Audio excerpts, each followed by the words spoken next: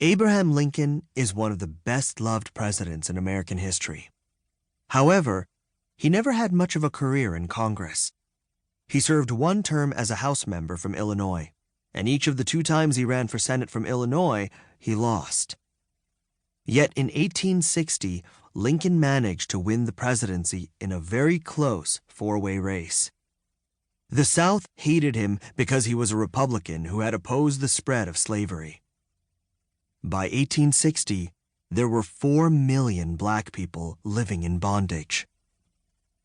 Even if Henry Clay had still been alive, he died in 1852, it is doubtful that he could have found a way for the Southern members of Congress to accept Lincoln.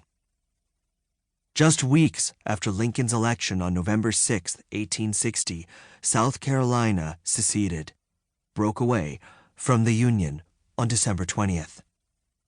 Mississippi and 5 other slaveholding states seceded even before Lincoln took office in March 1861. Soon a total of 11 states formed a new country, the Confederate States of America. And in April 1861, the first shots of the Civil War were fired at Fort Sumter in South Carolina. All those years of compromises in Congress had only postponed the breakup of the United States.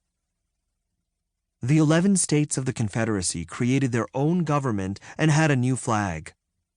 A Confederate Congress met and wrote its own pro-slavery constitution. It elected Jefferson Davis as president. He had been a U.S. Senator before the war. Missouri and Kentucky also joined the Confederacy by the end of 1861. With the Southern representatives and senators suddenly gone, the U.S. Congress was much smaller. It had Republican majorities in both the House of Representatives and the Senate. In both chambers, there was a powerful group called the Radical Republicans. They wanted slavery abolished everywhere in the United States. They viewed ending slavery as a moral issue. A big challenge for President Lincoln, who was not one of the Radical Republicans, was keeping those in Congress who were in line. In the House, Pennsylvania's Thaddeus Stevens was the anti-slavery leader. He believed so strongly in equal rights for black people that at the end of his life, he refused to be buried in a cemetery for white people only. On his tombstone, he had it written that equality was what he had fought for all his life. Stevens favored punishing the South by taking away plantations from their owners and giving the land to freed black people. In the Senate, Charles Sumner of Massachusetts, the man who was beaten with a cane, was the leading radical Republican. Lincoln needed a big army if the North was going to win the Civil War. So Congress passed the first bill for a mandatory military draft. Mandatory means something you have to do.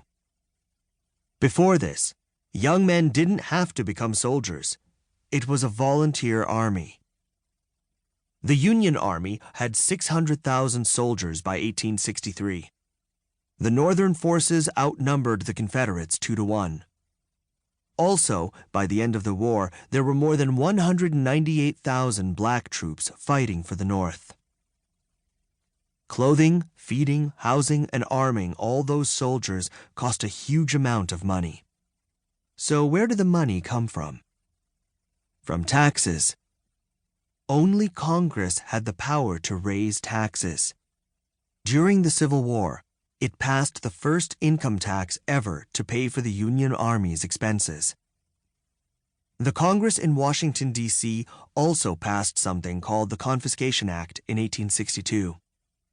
It allowed the North to seize rebel property of people in the South.